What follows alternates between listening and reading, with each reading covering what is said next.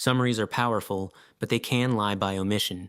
When a sample is small, the most honest chart shows every single point.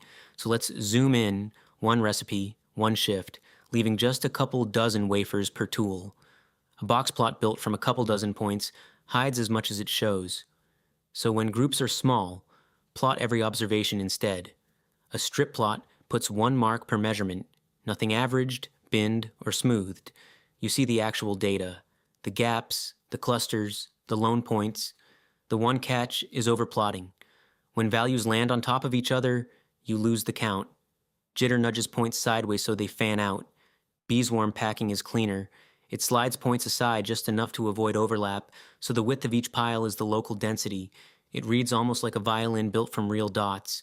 A good rule, under about 20 or 30 points per group, show the dots.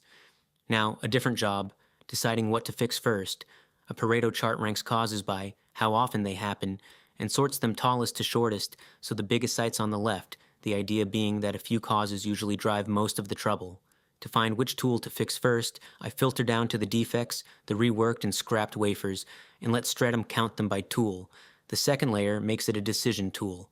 A cumulative line climbs across the bars. The first tools share, then the first two combined, and so on. And Stratum marks 80%. Here, the worst tool alone causes about a third of the defects, and the two worst nearly 60%. A clear place to start. When the chart is ready, I export it. PNG, JPEG, or a vector PDF. Next, pie, bar, and mosaic charts for counts, proportions, and how two categories relate.